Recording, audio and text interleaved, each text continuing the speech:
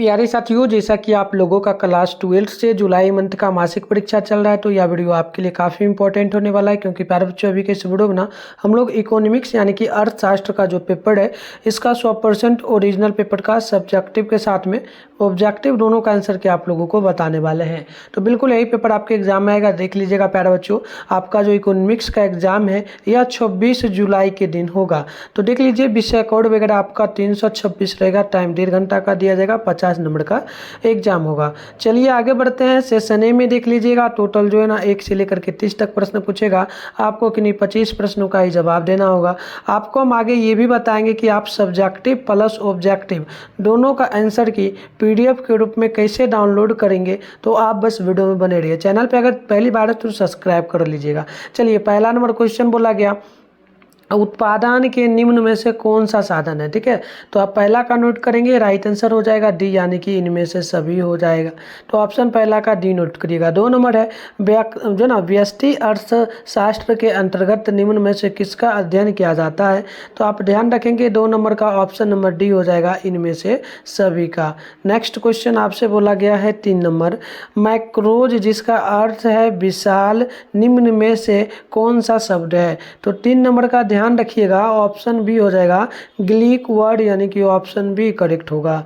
4 number question है, आर्थिक समस्या मूलतः किस तत्व की समस्या है। तो आप 4 का याद रखिएगा, यह चुनाव की समस्या हो जाएगा। तो ऑप्शन नंबर ए आप लोगों को ध्यान रखना है।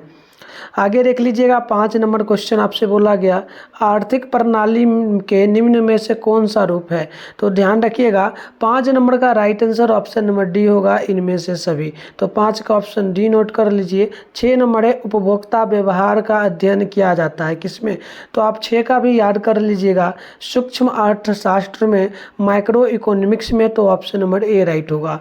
7 नंबर है, जब कुल उपयोगिता अधिकतम होती है तो तय सीमांत उपयोगिता क्या होगी। तो आप 7 का याद रखिएगा, धनात्मक होती है।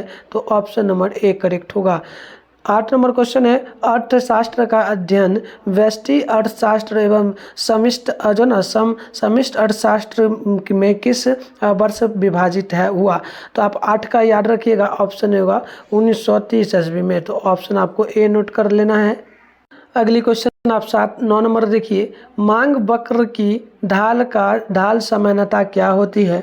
तो आप याद रखिएगा 9 नंबर का ऑप्शन नंबर बी हो जाएगा, यानी कि बाएं एवं दाएं नीचे की ओर। तो ऑप्शन नंबर बी नोट कर लीजिए।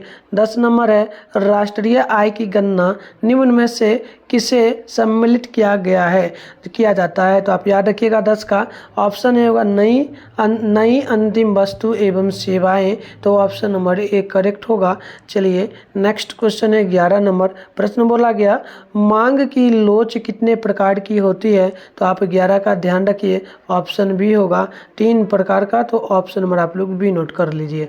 अगली प्रश्न आपके सामने देख लीजिए, 12 नंबर प्रश्न बोला गया, सीमांत उपभोक्ता प्रवृत्ति निम्न में से कौन है। तो ध्यान रखना है 12 का ऑप्शन नंबर ए होगा, MPC बराबर Y/C।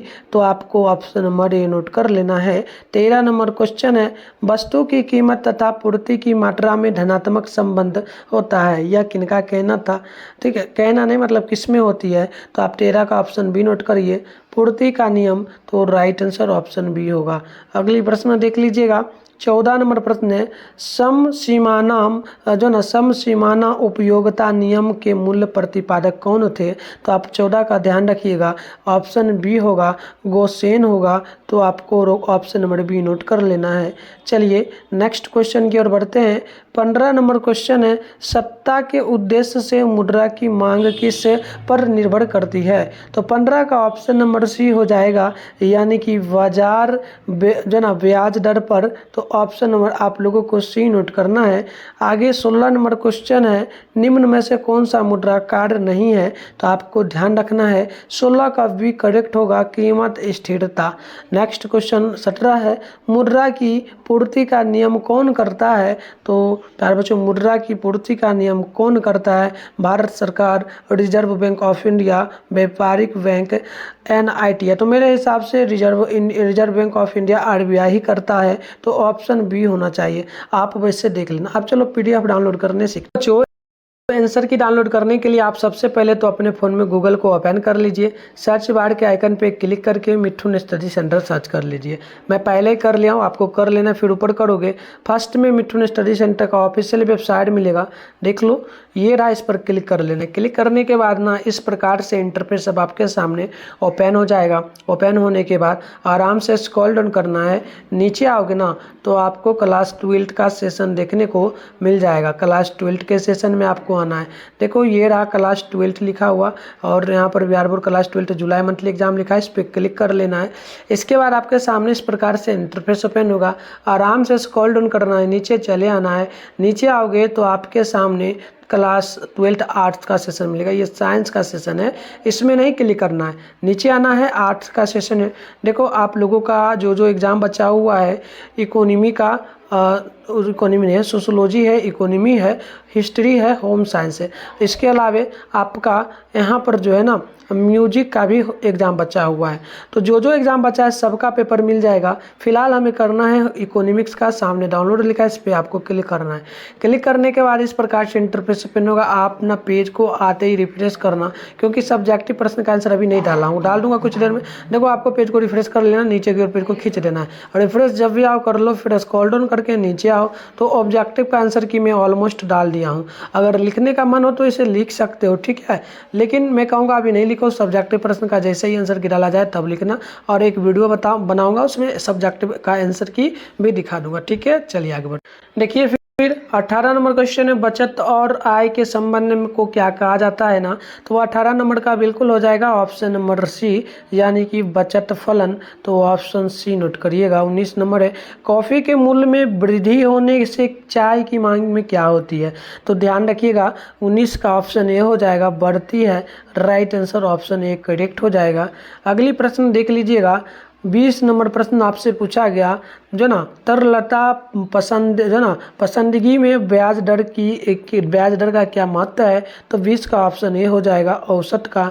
तो ऑप्शन ए नोट कर लीजिए। 21 है, किस बाजार में फर्म का मांग वक्रपूर्ण जो ना लोचदार होता है, तो आप 21 का याद रखिएगा, ऑप्शन ए होगा। ये हो जाएगा पूर्ण प्रतियोगिता, ऑप्शन ए करेक्ट होगा। आगे बढ़ते हैं। 22 नंबर क्वेश्चन को देख लीजिएगा। 22 नंबर क्वेश्चन गायब हो गया क्या, चलो 22 नंबर का नोट कर लो, यहाँ पर क्वेश्चन कट गया, ठीक है। 22 का इसे आंसर की मिला ही नहीं था। 23 का अगर नोट करना चाहो ना तो कर लेना, 23 का 24 का, ठीक है। 23 का ऑप्शन नंबर डी नोट कर लेना, 24 का ऑप्शन डी नोट कर लेना। चलो फिर 25 नंबर क्वेश्चन बोला, निम्न में से कौन सा राष्ट्रीय आय में शामिल नहीं है, तो याद रखिएगा ये आपका हो जाएगा 25 नंबर है, तो 25 का होगा डी, 25 का डी होगा। एक सेकेंड फिर से बताऊं, 23 नंबर का आपको क्या नोट करना था, 23 का ऑप्शन है, 24 का नोट करना था डी, और 25 का डी। चलो आगे बढ़ते हैं। 26 नंबर है, वाणिज्यिक बैंक द्वारा ऋण सृजन को कौन निर्धारित करता है, आप 26 का याद रखिएगा, ऑप्शन बी होगा, प्रारंभिक जमा। तो ऑप्शन बी करेक्ट है। 27 है, निम्नलिखित में से किसका संबंध बैंकिंग संगठन से नहीं है, तो आप ध्यान रखिएगा इनमें से आपका, मुझे इसका उत्तर ना ऑलमोस्ट नहीं पता है, छोड़ देना इसको। चलो आगे बढ़ते हैं। 29 नंबर क्वेश्चन यहाँ था ना, 29 बोला गया सम सीमांत उपयोगिता का नियम को क्या कहते हैं ना, तो ध्यान रखिएगा 29 का ऑप्शन नंबर बी होगा, उपयोगिता ह्रास नियम, ऑप्शन बी नोट कर लीजिएगा। 30 नंबर क्वेश्चन है, उपयोगिता का संतुलन उस बिंदु पर होता है तब क्या होगा, तो आप याद रखिएगा सीमांत उपयोगिता बराबर मूल्य। तो ये मैंने आपको ऑब्जेक्टिव का आंसर की बता दिया ना प्यारे बच्चों। अब आप लोगों को ना क्या करना है, चैनल को सब्सक्राइब कर लेना है। मैं ना एक और वीडियो बना करके सब्जेक्टिव प्रश्न भी आपको जो है ना दिखा दूंगा। मिलते हैं नेक्स्ट वीडियो में, तब तक के लिए बाय।